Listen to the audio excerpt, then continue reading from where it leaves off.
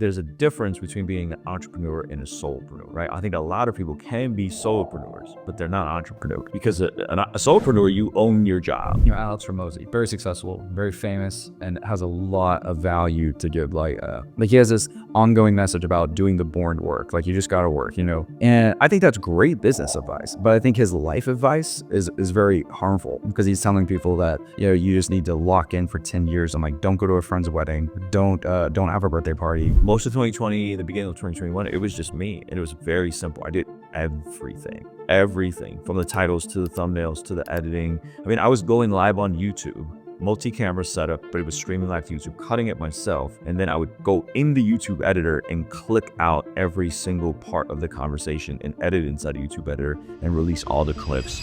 All right. We got Ruslan on the podcast today. I'm excited to have him here. Thanks for having me, bro. Yeah, it's actually the first episode. I don't know if you would reveal that as the first episode, but yeah, I'm the first. I'm the first special. Yeah, dude, it's gonna be good. So for those of you who don't know, you probably do, but Ruslan, has a YouTube channel and podcast and show under his name Ruslan KD, and I've been following him for years. I think since right around like maybe 2022. Okay. When you were talking a lot about deconstruction. There was like a series of videos around that topic. I was like, I don't know when I stumbled on your stuff. Deconstruction was also super hot at that time because I think I was right when like Lecrae, he was coming out about that. Yeah. Who was that? What was that other popular YouTube channel? The two guys I used to follow the two. I think those were Parrots. No, it's two guys. Yeah, it was two guys. Link or. Oh, Rhett and Link. Yeah. They were popping off around that time about deconstruction. Yeah. So, there's actually one question I'd like to ask you about that. Before we dive in, I have a series of questions, but I'd want to know what's your. You said something one time that I thought was pretty cool, where you said the opposite of faith is not doubt, but it is fundamentalism. Yeah. The opposite of faith is not doubt. Yeah, I think oftentimes we assume that faith comes with no doubt, that you will never struggle with your faith, that you will never have questions, that you will never wrestle with hard topics. And we see the disciples having doubt, struggling. Thomas, the most obvious one, right? If I have to put my hands through the fingers and that's your side, Lord. Yeah. And so I think there's a beautiful motif in scripture that you can wrestle and have trouble and be confused. You just have to stay there. Mm-hmm. And I think with religion, and I'm not using it in the technical sense of religion is to care for the widow and the orphan, right? I'm just using it in colloquial sense. Religion, tradition, ritual, rules for the sake of rules promises us certainty, right? Fundamentalism promises certainty. And so certainty is actually the opposite of faith. Like certainty is telling you that you know without a shadow of doubt. And it's, from a philosophical standpoint, it's difficult to even conjure up what you know, right? Like, how do you know what you know? Mm-hmm. And so if you are trying to land at this, it's a dishonest place to be like, I know, right? How I love to think about all of this is like my faith is, I view faith as a trust confidence spectrum. So I have faith and trust in something. And based on me putting money in that little bucket or faith and confidence spectrum, it grows into certainty as I walk through it. So like, I know my wife loves me on the other side of being together for almost 21 years, married almost 17 years, 2 kids, happy marriage, right? And so because I've walked through it, therefore I know, but I don't know what she's doing at this exact moment in a literal sense, And so I think people want to know, like, it's like, you don't live your life that way. No one lives their life that way. No one knows 100% what their spouse is always feeling, how their friends always feel. But no one knows these things. Yeah. We have a degree of trust and confidence, and the more we walk in that trust and confidence, the more the truth is revealed to us. And the certainty comes on the opposite of obedience, to me. Is like the more I walk out my faith, the more certain I become about it. I think people want certainty to walk out their faith, and I go, no. Walk out your faith, and then the certainty comes, and then the confidence increases. It's like strength training. I'm not sure. My coach yesterday told me to max out on the deadlift. I haven't done that. It felt uncomfortable. This is for real. And he's like, I think we can get you to 315. I was like, bro, I haven't done 315 in a while. He's like, it's just 3 plates. Come on, you can do it. And this is after we warmed up. And then he's like, I'll do it right now. He just goes over there, bangs out 315 like 6 times. And I'm like, all right. And then I go over, because he has confidence in me, I have confidence in him. I go over, I bang out 315 2 times. I haven't gone that high in years. But it's that, oh, I have confidence in him. He has confidence in me. Let me walk this out. And now I have the certainty that I could have probably done more than 315. I probably could have hit 350 yesterday for one. Right. And so that's the part where I think people like want to know. It's like, you don't know until you do, and you walk and you practice. Yeah, yeah. And you're saying that I don't think there's ever really a time where you're at like 100% certainty. Yeah. I mean, Yeah. I would say I'm certain of the resurrection of Jesus as the gospel accounts being true. I think there's enough there, but I'm more certain after I live Jesus's ways and I see his fingerprint all over my life, and that's what brings me the certainty. Yeah. Right. But I have confidence and trust in that. I have as much confidence in that as that my wife loves me. Like, so yeah. So in that sense. Yeah, that was well said. That was a good answer. I love it. And I think the book of probably one of the more common ones when we're referencing this is the book of Job. And I think when he loses everything, there's peer pressure involved. It's there for a reason because we all face that. And when he questions God, like why, right? It's funny because God doesn't even really answer. He answers it with a question. He's like, were you there? Were you there? And it's like the answer is obviously no. He's like, were you there when I formed the ocean? Were you there when I formed the skies? Were you there when I did this? I did that. I create. And so I think the big lesson from that book is you don't need to know. And I think trust in the midst of adversity is the metric for spiritual maturity. Yeah, that's good. That's a trust in the midst of adversity is the metric for spiritual maturity. Yeah, it's a gem right there. Yeah, I think that's really good. And I think ultimately, again, we live our lives in this hyper rational, empirical sense. You trust the water bottle that does not have poison in it. You don't check the molecules and put it under a microscope. And trust the food you eat. Probably to a fault, we trust a lot of food. Yeah. But we go through life trusting so many things without factoring in the empirical evidence of, is what I'm eating actually what the packaging says, is what I'm consuming. Is this Tylenol really Tylenol, not poison, right? Why? Because we trust the institutions that are established, because we've seen that, generally speaking, if I take that Tylenol for a headache, I'm not going to die. But you don't know, you trust. And I would say that the scriptures and the Christian worldview and the fruit of the Christian worldview is just as trustworthy as the FDA or whatever institution place our faith in over our food and our medicine. Yeah, yeah. We don't see the behind the scenes of all that. Right. Yeah. He just trusted it. Yeah. I think they're not going to film me. Yeah. Why would they? That's well said. That's awesome. Yeah. So obviously, I know we went on a tangent, but thanks, Ruslan, for coming on the show. I'm excited. I actually want to dive a little bit deeper on that. A little bit of what you were saying. You kept using words like "as I walked out." I'm curious. Was there a time where you, similar to Job, was there a time in your life where, in the midst of adversity, having questions, you were asking those questions? I'm like, what did you learn? There's been multiple times that I had those confusing moments. I'd say the most recent was in 2016. I had a boutique hip hop label. It was doing really well. We signed a deal for one of my artists with Interscope Records, the same team as Kendrick Lamar and TBE and all that whole crew over there. Not with them, but under the same A&R. And the hope that we were doing really well, and the whole thing just imploded in my face over a lot of relational fallout and a lot of arguing over money, which is something I never do anymore. I don't argue with people about finances, especially friends. And I had to start all over. I quit my job a year prior to pursue being a full-time music entrepreneur. And the beginning of 2017, I literally had to start all over. And it was definitely a very trying, testing time of Lord, what in the world, But instead of blaming God, I just said, okay, well, here are the things I did wrong. Here are the things I'll never do again. And then in the midst of that, as I was rebuilding, I ended up finding amazing talent.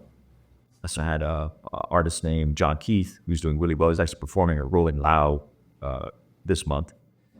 He's gone on to be do amazing things. A different artist named Joe Trouble, who's crushing it right now, and an artist named Paul Russell, who has one of the biggest songs of last year on TikTok called Boo Thing. These are all artists that I found develop as I'm rebuilding. And then I had a conversation with my pastor, and I was kind of at this fork in the road. Like I could keep doing this like artist label thing, trying to develop talent and build them up, and living off of that, like sustaining myself over that, or I see what is possible with my YouTube. And I remember sitting down with my pastor and just saying like, man, I don't know what to do, And he asked me something super profound, and he said, well, what's best for your family? And I was like, well, that's good. I can't keep traveling for music stuff. It's very difficult to deal with artists and creative people. What's best for my family is for me to build this YouTube thing. Yeah. And so it was like a drastic pivot, but it was a slow pivot that by the time the pandemic came around several years later, my YouTube was generating just as much as my music stuff. And the artists that I was able to help start, I let out of their contracts, and they've all gone on to do way bigger things after me, and we're all on good terms. And I learned from that first complete collapse to never put myself in that situation again. And I still do music and dabble. I'm so friendly with everybody, but it was a huge growing pain at the time to be like, I have to be confident that God has given me something to say and not just be the behind the scenes guy. And I was scared. Yeah. And are you grateful you did that? Oh, I'm so grateful. I mean, just because there's a passage that I've really been talking about a lot. It's 1 Thessalonians 4:11, and it says, make it your ambition to lead a quiet life, working with your own hands, so that you may win the respect of outsiders, and you won't be dependent on anyone. And I feel like that's such a great blueprint for entrepreneurship, for just a stable life. Like, you got to do something with your own hands. Like, what skill set do you actually present to the world? Like, a physical skill set. And that should be my ambition, to work with my own hands, not be dependent on anybody, right? And live a life that wins over those that are not believers. Yeah. And so I think that's kind of been the recipe for me, is like, I don't want to be too dependent. If my whole staff was to quit tomorrow, I can keep doing YouTube and keep live streaming and keep doing what I'm doing, because I was doing all of it before I had a team of people.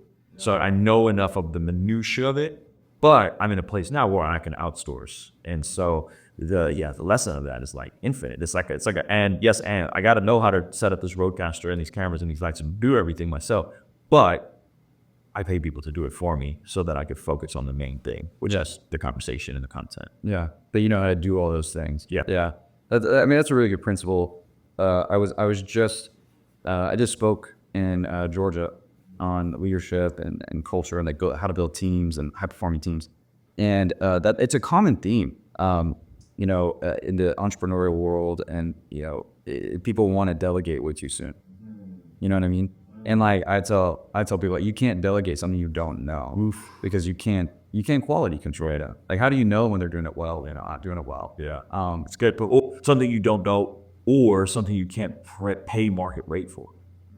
So if you're just trying to like bro hook up on everything, like, that's not a sustainable business. Yeah. So you got to already be generating enough, either on your own or from a different business venture, to actually pay people what they're worth. Yeah. Yeah. That's a gem right there, man. You can't delegate what you don't know. Yeah. Absolutely. Yeah, people try to do it too hard, and it's not. The thing is it's usually packaged up in this kind of philosophy of like, well, I need to. It's like they read in some book somewhere that like they need to do what they love or do what they're good at, and they're like, I'm not good at the techie stuff. How many times I've heard that? And I'm like, well, maybe you need to learn it, because at the end of the day, you can't. It's like you're not. You think you're being smart. I think you're telling yourself you're being smart. But it's really just an abdication of responsibility. That's good. That's good. Yeah. I had a campaign, and we called it the Love What You Do campaign. Yeah. Because the zeitgeist is do what you love, do what you love, do what you love. But before you do what you love, you first got to love what you do. Yeah. First got to start right where you're at. Yeah. And what skill gaps do you need to fill?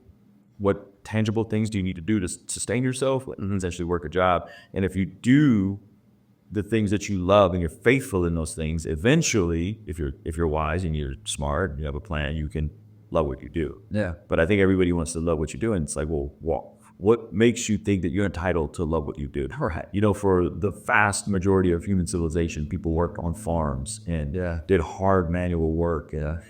They didn't necessarily love it. They did it out of a sense of doing it to take care of themselves, provide for their family, responsibility. Yeah. Like the whole reason you're able to go and work is because there was some person, or preferably your mother, that like took care of you, wiped your butt, woke you up, and went sleep deprived, fed you, and did everything that, like, that's not fun, right? But it's just the right thing. That's right. And eventually, it changes, right? Eventually, again, like just like the analogy of the child, like you grow up and you get to do more fun things. Hey, let's play a game. You got to earn it. Yeah.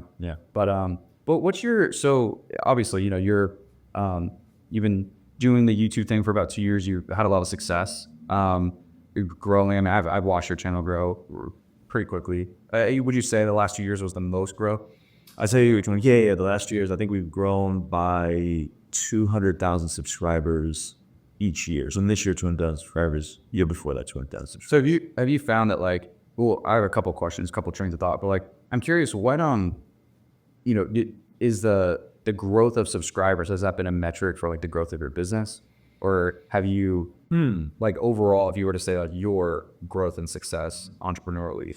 Not directly correlated with the growth of subscribers, because you can have a big channel, but it'd be a dying channel. That is a reality. So I would say the growth of subscribers. I think the growth of quality subscribers that are actually there for what you have, and I think, in my opinion, providing an additional product suite that solves your problems. So we do well on YouTube, but we really started doing well when we didn't make YouTube our primary source of revenue. And so we introduced our prayer journals, and people were like, oh my gosh, these prayer journals is amazing. I love this prayer journal. This is changing my life. And it's a part of their journey. And then we introduced a leadership planner, and they're like, this is great. I needed a calendar. I needed these problem-solving metrics to write out my goals and do these things in a tangible sense. And then we just released the devotional, right? And so, like, with each thing we do, it levels up, right? And it almost serves different pockets, like leadership planners for folks who are more into leadership, right? And then the devotional is for folks that are like, man, I just want to understand the macro narrative of scripture and have a planned devotional every day. They're like, I don't have to think too much. Go, should I read the Bible? It's like, we laid it out for you. 60 days, you're going to get through all the big stories of the Bible. One entry and the custom journal prompts that you fill in, right? So I'm really just trying to make products that solve the problems I had 20 years ago. And I wish I could just get through the entire narrative of scripture, additional reading if I want to go deeper, fill out custom journal prompts on what I learned. And that's been a huge success. And so those are the things that are growing the business. And the AdSense is not a way to build a sustainable business. It's a very dangerous way. And that's why most creators, usually, if they're like pure YouTubers, it's AdSense and brand deals. But we don't like brand deals. We don't want to do brand deals because there's all kinds of complications with that, and product success. And a lot of guys were left hanging out to dry with different, crypto investments that fell apart. There were people selling plots of land in Scotland to be a lord or lady, and then that turned out to be a scam. And so I don't want to have anything to do. And then it takes forever to get paid. Net 30, net 60, net 90, net 120 sometimes from these. Right? And I don't want anything to do with brand deals. So instead of trying to just extract my audience for as much as I can through putting these Helix mattresses and Express VPNs in front of them, let me create products that, like, I actually want and need and love, and give them the opportunity to get those. And that is probably what doubled, tripled our business. Yeah, I know that you're actually like solving a problem, right? I think that's probably much more fulfilling. Yes. Yeah. Most people start a business that solves a problem, and they're trying to get the audience. Yeah. We have the audience, and then we say, well, what problems does our audience have? Sure. Let's give them the product for that. And it's different ways to go about it. But this cons with everything. The con with what we're doing is like, oh, you guys are Christians and you have products on sale. That's bad. And it's like, is it? Is it bad? Because I love my $150 leather-bound study Bibles. They're amazing to me. I have multiple ones. I could afford them. It's not for everybody, but I can afford them. So what is the difference between buying a commentary study Bible that's leather-bound and a prayer journal? There's no difference. It's just most people don't understand the cost that goes into building either or, and that you got to operate at a profit, So there's cons to that as well. Yeah. It makes sense. I heard someone say one time that, like, if you're really, really good at marketing, because I think this is the problem in the entrepreneurial realm, which is, again, my background, and a lot of my friends, my community, my listeners, and are typically in that kind of high performance entrepreneurial world, whether they're like a sales rep or they own their business or they're a content creator, something like that. There's this, it's like there's this idea, right? Like in business, the concept is to solve a problem, right? And but business has changed, the landscape has changed, and now, like as you just kind of articulated, there's this other sort of problem that's being solved, which is like grow an audience, and that's a lot of times the hardest part. Like someone can have a great product and not have the audience, and then it's a family business. So you got to be good at marketing, right? So then marketing in the last while is just trended up. Agencies is all this social media marketing agency. Ty Lopez really popped off with that. So now you have a lot of people that are like entrepreneurial, and they're great marketers, they're great salespeople, but they don't have products. And then they try to run a business. I think a great example of this would be like Fire Festival, right? No, he was a phenomenal marketer, yes, and masterfully promoted that. It was a terrible product, right? So I think if you're good at that, I think a great example or a great profession would be content creation, right? Because that is your product. It's growing an audience, right? And but the thing is that again, I think a lot of people end up trying to they want to be an entrepreneur, they're great at marketing, so they try to launch a product. But nowadays it's you got to have both an amazing product and grow an audience. But what kind of advice would you give people who are like doing that? Like, what do you if they're stuck in between trying to grow an audience, trying to create a great product? How did you think about that? What advice would you give? I'm a guy on this side of it. I think it's great to think about a problem you're hoping to solve. And that problem could be something as simple as, hey, I have this expertise. I've walked with Jesus for 20 years, and I want to help people think about their fill in a blank through the lens of scripture and faith. Like that you're solving a problem, right? And then you can kind of build additional things on top of that, right? And you can monetize that and structure that a different way. So I got friends that their entire operation is a nonprofit ministry, and they don't pick their own salary. They don't decide anything. There's a board that does it for them. They literally run it like a nonprofit. That's a model. So I think, but the product is, hey, we create these videos to help people think biblically about their life or these topics, right? And that's also a problem. But that, again, you have the expertise, and have you solved the problem for yourself to solve it for someone else? And I think what you're getting at is people who are great salespeople, who are great marketers that actually have never solved a problem for themselves. Right. And so what are they going to sell you? Yeah. It's actually probably best for them to go work with someone that solved a problem and has the track record, and then go, let me get behind them for a season and then grow their thing. And they might discover, like, I'm not really a number one. Like, it's too much risk, and I don't really like that. You could be in a situation where you have a profit split share with the person you're working for. That might be, or you do that for a season. So I think if someone's younger, they've never solved a problem, but they like marketing and sales, like, go do marketing and sales for someone that needs it. Like, we're at a spot where we're trying to figure out our Facebook ads and trying to rev those back up, right? And we're trying to figure out conversion, and because we got our margins down now. And so it's like, there's a lot of people out there that need great people that understands conversion and sales in a digital age. Go work for them. Yeah. And you might like it more. Right. Yeah. No, it's great advice, because that's exactly what I did. So, I years ago, this is back in 2020, I was really good at sales. I grew in my craft very quickly. I was in like the top 1% in my industry, which is coaching, course creators, like info products. And that's what I was doing. Then my friend Cole had a sales training company, and he was wanting to start doing this thing like sales recruiting. And he was like, I think this will work. And that's kind of what I was doing. I was recruiting like appointment setters, because that's what I was good at. And so he ends up like, bringing me on. I took over the sales department. And again, I was really good at what I did, but I back then, I think I was really immature, and I was like wanting to do my own thing. I kind of had the ego, and I'm like, well, I kind of want to do my own thing. I want to be the guy, I want to, but I felt like at the time I wasn't even really following, the Christ at that time of my life. But I do think it was God speaking to me, telling me, dude, like, just buckle down with him for a while. And anyway, so I joined him. And I mean, he was convinced like we wouldn't scale. He kept saying that. He's like, no, the recruiting won't ever scale because it's too operationally complex. And long story short, it scaled very quickly. I mean, in 3 years, we scaled to like 30 million. And then the next year to 50 million. Oof. And we were doing really well. Yeah. And it's just you and Cole. No, along the way, we built a team. No, I know, but I mean, like, you and Cole are at the head of this organization. Yeah, that's amazing. Yeah, so Cole's the founder, and I just joined them, and I was a sales rep at first, setting appointments for myself, closing them, eventually became president, CEO, and I had equity.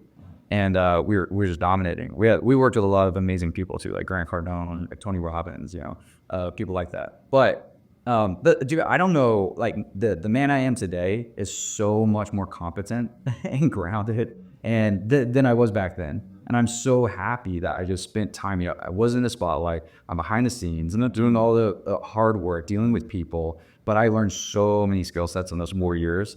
And back in February, I left and to do what I'm doing now. Well, that's amazing. But I highly recommend that. Like I was talking to someone the other day, and this is maybe my next question for you. But I was talking to someone the other day about the word entrepreneur, and they were kind of like making fun of it. I don't know who coined it first. It might have been Patrick Bet-David in his book, Your Next 5 Moves.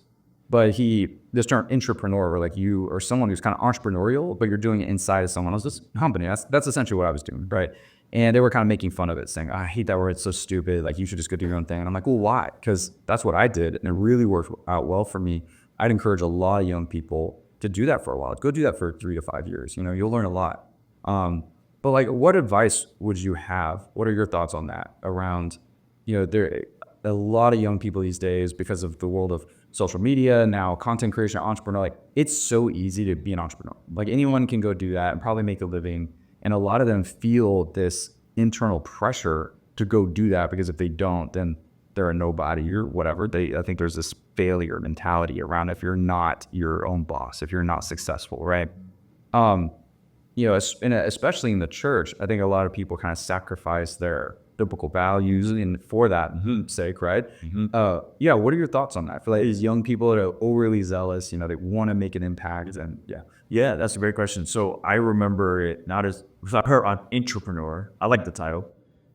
I was really into Ramsey's book, Entree Leadership. So I heard as entree leader, which I think is the same thing. You're a leader within an organization that has an entrepreneurial bent. Oh, right. Or Patrick Bet-David is the same thing. You're operating like an entrepreneur in someone else's organization. So it's the same idea. Yeah. I think, so first, I think there's a difference between being an entrepreneur and a solopreneur, right? I think a lot of people can be solopreneurs, but they're not entrepreneurs. Yeah. Because a solopreneur, you own your job, right? And so I got a buddy of mine. He's doing really well with music right now. I'm talking 7 figures and above, crushing it, which as an independent musician is unheard of. To be independent, no label, no management, no booking agent, no nothing. It's just him. 7 figures, killing it. He does not do well with starting teams, leading teams, relinquishing responsibility. Outside of someone holding a camera for him, he just doesn't do well with like hiring people in a system that he has contractors that he works with, someone that makes the music, stuff like that. But he's really hands-on with everything. Like a creative, like not an operator. Yeah, and he's fun. He's pop. He loves it. That's his sweet spot, and he lives a very simple life, and he's very happy. He doesn't want to go on tour. He doesn't want to be mega famous. He's not trying to be Post Malone. It's pop, right? That's great. He doesn't have to be an entrepreneur. He's a solopreneur. So I think a lot of people, when they say entrepreneur, they really mean solopreneur. They're probably envisioning a life where they're doing something like that. I don't have to answer to anybody. I don't have to be anywhere. I can own my work. That's fine. And listen, I think people rag a lot on the gig economy. Like, I think driving for Uber is a sense of being a solopreneur, right? You're not really an entrepreneur, but you kind of own your job and make your own hours. Yeah. So I don't think there's anything wrong with that. I think the pathway through the lens or through the door of entrepreneurship or entrepreneurship, I think will help you scale your skill set. It'll help you develop more. It'll help you learn people that if and when you do want to start your own organization, you can, right? And so there was a huge shift, man, when, 2020, most of 2020, the beginning of 2021, it was just me. And it was very simple. I did everything from the titles to the thumbnails to the editing. I mean, I was going live on YouTube, multi-camera setup, but it was streaming live to YouTube, cutting it myself. And then I would go in the YouTube editor and clip out every single part of the conversation and edit inside the YouTube editor and release all the clips all at my, like I had a whole system. And it was great, because I could pump out a ton of content and it was simple enough. And some of the videos would slap, some of them wouldn't. But that's not what we're doing now. Like what I do now, way different than what I did in 2020, 2021. We're really trying to build something that can scale and goes beyond just YouTube. So I got a book coming out. I'm still public speaking, right? I wouldn't have been able to do that as a solopreneur immersed in the minutia of thumbnails, SEO, titles, and editing. Like it's just impossible. So I think they have to be realistic with themselves and say, well, what do I ultimately want? Do I want to scale something and grow an organization and be impacted that way, or am I okay with something simpler and having potentially a lid on that? So like my buddy who is doing 7 figures, he's probably never going to make 20 million off of music a year, but he doesn't want to. He doesn't care to. He's fine. He lives a simple life. He knows what he wants. He's content. And I think people need to figure out what is that? How do you beat the video game? What is the video? How do you beat the video game? If you get answered that, then you can figure out what you want to do. Most people don't even know what they want. They just know they don't want to be poor, which I'm like, I'm with you. I don't want you to be poor. Yeah. But what's the goal? And so for me, I don't want to build 1,000-person organization. I don't want to build what Dave Ramsey built. I have zero desire to build a multi, hundreds of employees media company like Patrick Bet-David. I have a very specific goal in mind, and if I get there and the right operators come along for us to scale, maybe we do a media company, but I would need an operator to do that. I don't want to do that. I don't want to manage talent. Oh my gosh, smells like herding cats. I want nothing to do with that. But if the right person comes along and we could do that, well, maybe I'll be open to it. But I have a very specific thing that I want to accomplish. I know I want to pay my people really well, take care of them. And then beyond that, it's kind of like, let the Lord breathe on it however he wills. Yeah. What is that? You said for me? Yeah. Oh, I'm so simple, bro. I mean, I live where I want to live. I drive the car I want to drive. I eat the food I want to eat. I go on vacation when I want to go on vacation. Yeah. I think the only other thing that's left for me to do is just pay off my house. And once that's done, to me, I beat the video game. Yeah. And just get aggressive about investments and stuff like that. But that, pay off the house and get investments, I can do that within the next 3-4 years, and I'm set. So then it becomes, okay, now my burn rate is lower, and I can take more risk. I can hire more people. I can give more. I can be more generous. And so yeah, that's the bullseye for me. And maybe there'll be new goals after that. Maybe I want to do something different. But right now it's just I'm good. I love my life. I love my family. I love the ease of everything. I don't want a mortgage. That's really it. No. So you're very content. Yeah. And I think that's underrated. I think especially for a lot of young people, I think they need to hear that more often. That being content is not a bad thing, because that's sort of in the self-development, self-help world, is this like, you got to want to be successful when you want to breathe. And it's like, and then there's kind of this selling your soul mentality. I think contentment is the door to walk through for advancement. I don't think you could advance without, let me rephrase that. Contentment is the door you walk through towards healthy advancement, towards healthy promotion, toward a healthy flourishing. Now, if you're not first content, you will operate out of scarcity and out of desperation, and out of a dark place, and that can get you going. Yeah. Right. Like that dark, I'm down bad. Everyone's out to get me. Competent. Like that can get you going. I gotta prove them all wrong. Yeah, I got to prove everybody wrong. That's a good initial spark, but that's not what you want to drive you long term. Right. And I think people who are driven by that just usually burn out. If they don't burn out professionally, they burn out in their personal life. Yeah. And we've seen it. We've seen some of the biggest names in the space lose their marriages, and no longer be in the same home as their kids, and I just think of Jesus saying, what good is it to gain the world to lose your soul? Yeah.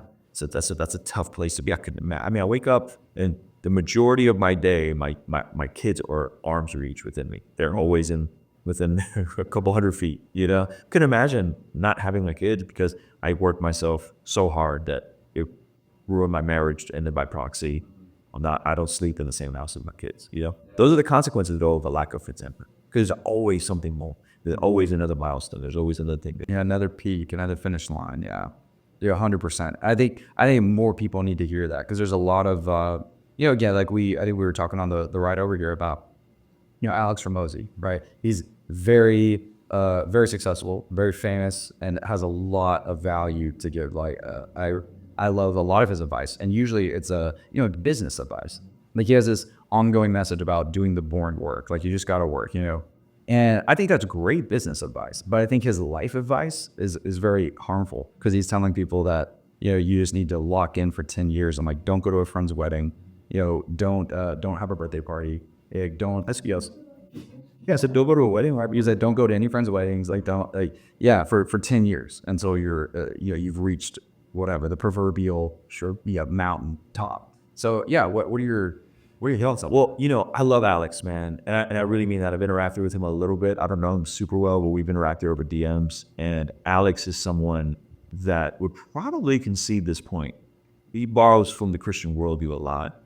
He has acknowledged that like most of his business advice is coming from the Christian worldview. And so he will acknowledge that some of the best things about service and serving people, which is really what entrepreneurship is about, is from Jesus and Proverbs and Solomon. Yeah.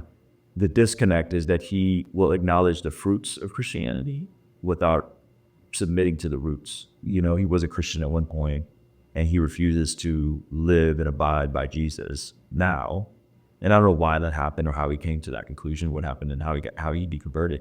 But that's what you are highlighting someone that has a fragmented worldview. You want Jesus's instructions for certain people because they work. The Proverbs work. The Ecclesiastes work because you've seen it in action. So you've actually tasted and tested the ways of God and seen they work in your business. But when it comes to the truth claims and the submission of the rest of your life, you had an issue with it. And it's unfortunate. It's unfortunate. And I think that's the deeper disconnect. I think it's a worldview disconnect because Jesus also talks about rest. Jesus also talks about family. Jesus also talks about contentment. Jesus also talks about not letting money be your North Star and not letting money be your master. And so I think it's a tough place to be in. And so I've pushed back on Alex about this sort of stuff a bit privately. And he doesn't really want to sit and talk about this stuff. He feels like he's too removed and that's in his past life and all that stuff. But anyone that knows him, I came alongside of his business stuff, but anyone that knows him from when he was just getting started was like, oh, he was like an openly Christian dude. A pastor married him and Lila, and so it's interesting the turn he's taken, and it really does kind of create this cliche version of like money and power corrupts your soul, And I just don't want that to be true for him. Like I want him to come back to Jesus. And I think you're seeing the downstream effects of that. So some of the real weird, like disjointed, like you don't go to weddings and you don't go have a birthday party and like don't go out. Like, okay, I get it. Most people overindulge in some of those things, especially if you don't know Jesus. But goodness gracious, man, are you living to work? Are you working to live? Like what are we doing here? Yeah, I know. 100%, dude. Agree. And yeah, I think a lot of that comes, he's openly talked about it on this, at least one of the podcasts I saw around his struggle with, he's like, if like there's a spectrum and he sees it as like, okay, well, if you're a good person, this end of the spectrum, and the bad person over here was like, where's the line between like not good enough, he's like, cause there's like a gray area. And he's like, how does God or whoever determine like who's saved and who's not based off of this? And I think it comes down to just a fundamental misunderstanding of grace and atonement. And what's funny is because you recently did a bit on the Billy Carson thing, right? And so here, like I'm based here in Phoenix, Arizona, and like there's a massive like New Age community, and for whatever reason, New Age, which probably in San Diego too, I would imagine. But there's like this meshing of entrepreneurship and New Age. And so I see these connections. People might think they're different topics, but I see them interweave. Yeah. And I'm curious about your thoughts, because here's like how I maybe communicate this, is that there's this fundamental misunderstanding of like what Jesus came to save us from. So I think, someone like Alex Ramosi may say that, there's it's the whole, like, he understands the fruit of Jesus's instructions, but he just kind of disagrees with the other stuff. And like it works. So I'm going to borrow these principles, but I'm not really going to give him my life. Right. And it's the same thing in the New Age community. They call it like Christ consciousness. Right. And they're like, Jesus came, and it's almost like Jesus was a man, and his Christ, spirit kind of fell on him, and he had this Christ consciousness, and he came to share that with us. But and what this creates is this craving for knowledge. And so I would say that the fundamental difference between what, this belief over here and the reality is that, or the truths of the Bible, is that Jesus didn't come to save us from ignorance. I mean, that's the main point. He came to save us from sin. And so that's what everyone's kind of striving for. Like in the entrepreneurial world, a lot of them, they'll abandon the biblical values and faith because they think that the biblical values should help them attain success. And so it no longer serves this meaning of life. So I'm going to let it go, right? As if enlightenment is salvation, right? So they're craving knowledge and they're thinking like the goalpost is enlightenment, but it's really salvation. And that's not something that we can earn. It's something that was given, right? And I'm curious your thoughts on it. Like, do you think do you agree with that? Yeah, well, yes, I think Jesus obviously does an atoning work on the cross and allows us to be in right standing with God and pays the debt of our sin 100%. I think the additional side is that not only are we secured for heaven because of Jesus, but we get to usher in a piece of heaven on earth, right? And I think that's the part that if you are just after success and fame and money, that's also very difficult because my money is not my own. My status is not my own. My stuff is not my own. That I actually am called to be radically generous, And when you look at how Jesus speaks to wealthy people, it's not flattering, because if you're again defined by your wealth, there's a sacrifice to be paid, right? And so people want to be spiritual but not religious.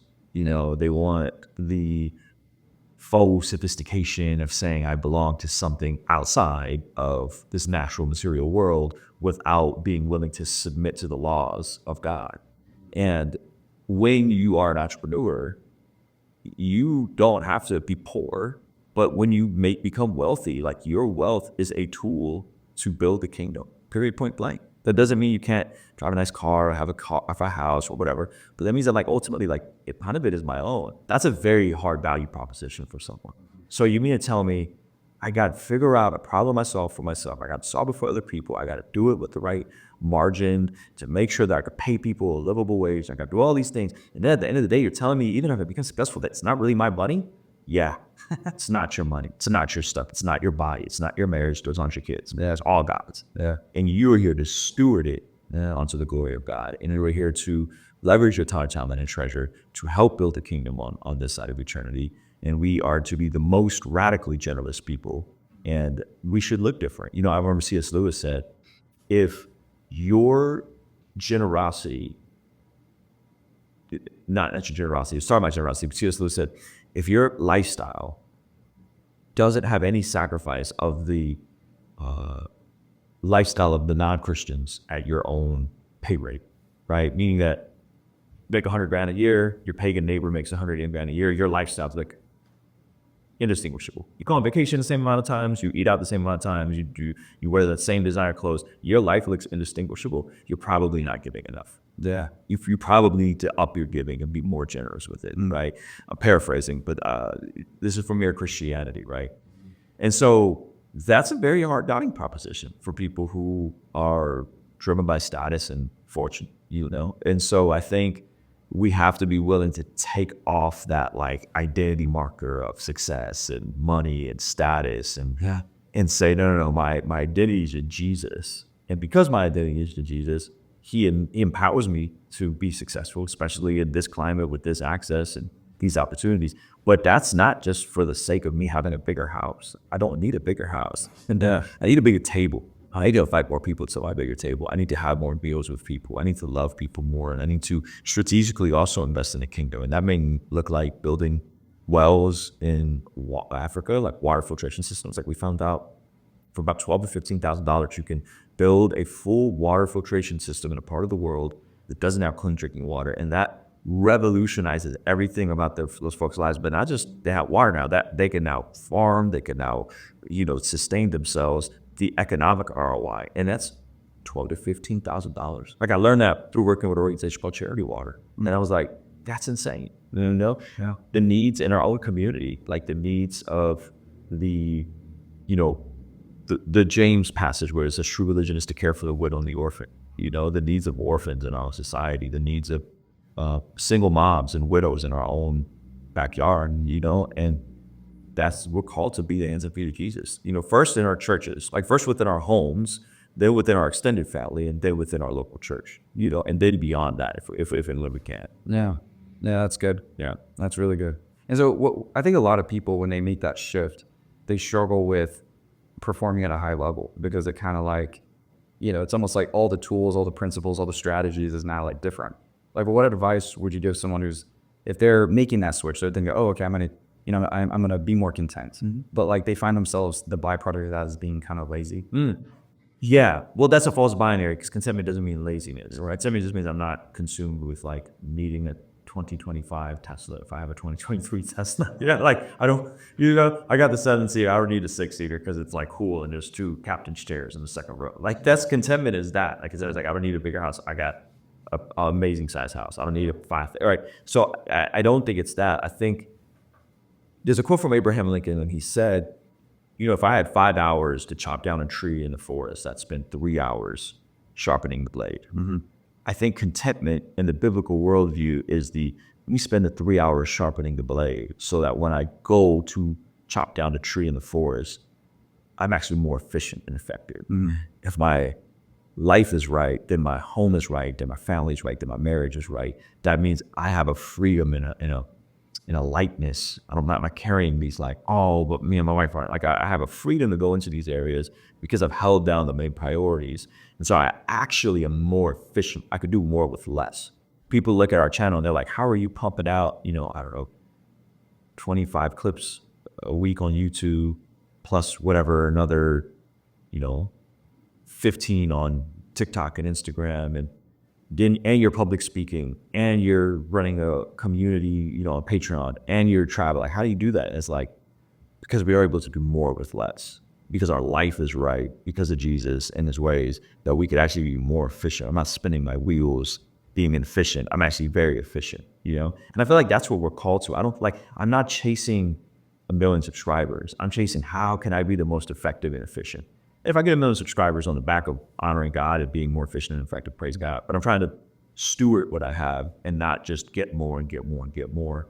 I think people miss out on how that's important. We would look at it and we would look at like fitness and be like, man, my body's strong, my mind will be strong. If my mind is strong, I'll be a better entrepreneur. Like, yeah, what do you think church does to you though? What do you think faith does? What do you think reading the Bible and prayer does? What do you think like having a great relationship with your wife based on the principles of Jesus does? Like it does the same thing. It makes you more efficient. So it's almost like the world's missing out. Like you're missing out. Like look, maybe mindfulness in like therapy and in gym, but it's like, what about all the other stuff? Like That's vibrations. yeah. It's like, what about all the other stuff? Yeah, and that's when you get into the self-help, like New Age stuff. There's no concrete advice on how to build a family or build a marriage. It's just your truth versus my truth versus vibes and crystals and nonsense. And it's like, but yeah, well, how does a man lead his family? Oh, no, we don't know. Yeah, whatever you two decide amongst your dynamic and your vibrations. It's like, you have nothing. Yeah. Well, I really believe a byproduct of New Age principles is like, it just kills masculinity. Yeah. That's one I've noticed is it'll take the dog out of you, the lion out of you. The byproduct of it is a very feminine, for some reason. Well, it's also very deflating in that there's so much emphasis on your thoughts and your vibrations and your manifestation. And I'm not saying thoughts don't matter. Like what you think about the world will determine how you behave. But if you are relying so much on thoughts and vibrations and visualization, and it's like, and you fail, well, then did I not think well enough? Did I not, you know what I mean? Like, what is that? But there are people that have the wrong thoughts. There's multi-millionaire, probably billionaire entrepreneurs that never thought the right things or had the right, morning affirmations or the right visualization or the right manifestation and built incredible businesses because they did the work, right? So it's like, but the despair that comes with, I thought it. It's like the prosperity gospel. I prayed for healing. I prayed for money. I prayed for money. I didn't get it. It's like, yeah, because that's just one component of it. You got to go and do the other stuff. Yeah, 100%. That's good. And so what you were talking about, like you roll out like 25 videos a week. What's like some practical advice that's helped you become so like productive and efficient and effective? One, I talk about what I know. So I don't talk about stuff I don't know about. Meaning most of my videos are not going to come to some deep, like philosophical jarred. Like it's fairly simple application points for people, and it's stuff that I've usually walked through and I'm on the other side of. So that's usually where all the videos are gonna land. So one, I'm not talking about something where I need to do tons and tons and tons of prep. Sometimes prep does go into it, but it's usually stuff that I know. Two, I talk about stuff people care about. One, I know it. Two, people care about it. And I don't mean just topics. I mean topics with pain points and other things they find interesting. So we were talking about in the car, people find Joe Rogan interesting. So when Joe Rogan talks about Jesus, we're going to highlight that Joe Rogan talked about Jesus and do it in a charitable way. I'm not trying to disrespect him and be disparaging. And we'll talk about it, and I think and they will tie it into something I know that solves a pain point they have, that I know that they have. So those are kind of the three things. It's like, what do I know? What can I talk about that I'm an expert on to some degree? What do they care about? What's the application point? And then the last bit would just be, how can I make it as efficiently and effectively as possible? Because if you're trying to make it super fancy and now you need to work in someone to edit it, now you need to do all this other stuff, that just creates more friction to publish. And the biggest thing that most people need to overcome if they're trying to make content is you got to just publish. You got to make the bad videos and figure out what isn't working to get to the good videos. Most people aren't willing to do that. So I commit to publishing before I commit to being fancy. Mm-hmm. Yeah, no, it's good. That's something I've even struggled with. It's like I wanted to be perfect, which I think in some cases, is good. Like I've always really cared about, product, but at the same time, I think someone said, imperfect action is better than perfect inaction. Absolutely. Yeah, Absolutely. 100%. Yeah. Yeah. So awesome. Anyway, so what are some, I'd love to direct people to, not that you need my help, but like direct people to your channel. What are some exciting topics that are up and like? Well, the thing I'm probably most excited about is this devotional we just put out, 60-day devotional. It's called Occupy Till I Come. And that's at blessgod.shop. We just had an interview with Tammy Peterson. I'm super excited about. Just had Russell Brand on. That's on my YouTube channel. There's a clip of it on my YouTube channel. And then he actually interviews me on his locals. It's actually pretty amazing. That's huge. And then we're doing our first ever in-person summit. So we're doing a 3-day summit, Bless God Summit at the end of March. And we're just revving that up. Basically, 3 days. Day 1 is like apologetics. Day 2 is the home, the family, the individual. And day 3 is the marketplace and commerce. And so it's 3 days. My favorite pastors, podcasters, preachers, all coming together. We have, from an entertainment standpoint, we have America's Got Talent winner Dustin Sabella coming out, which is like, he's a gem. We have Dr. Sean McDowell, who is, I actually came to faith by reading his dad's book, The New Evidence That Demands a Verdict. Oh, wow. I'm friends with Dr. Sean McDowell, who's an apologist and a professor of Biola. We have Preston Perry coming. We have Ala Parr, Jed Parr, my pastor, Pastor Jeff Moores. My buddy, what do you mean? And we're still like confirming people. It's awesome. We have John Keith and Miles Minnick performing, Ryan Horton leading worship. Like it's going to be 3 days jam packed. We're doing it at the Sheraton property in Carlsbad. So it's like a really nice resort. And we know the owners, and we were able to package it in a way that's like, it's not crazy expensive, but I think people will be shocked at the amount of value they get at the price point. So yeah, that's just blessgodsummit.com. Yeah. Well, awesome, man. Dude, thank you, man. Yeah, thanks for hopping on the show, and I'm excited. Yeah, man. Is there any last words for the listeners? Yeah, I would just say, man, to you, like I think you're exhibiting a lot of wise risk. Like you did the event that you had me at, and it's fun.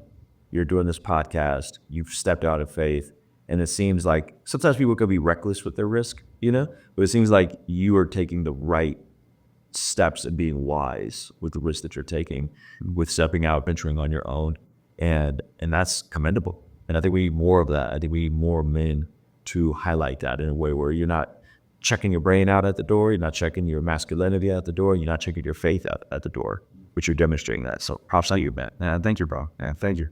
Awesome.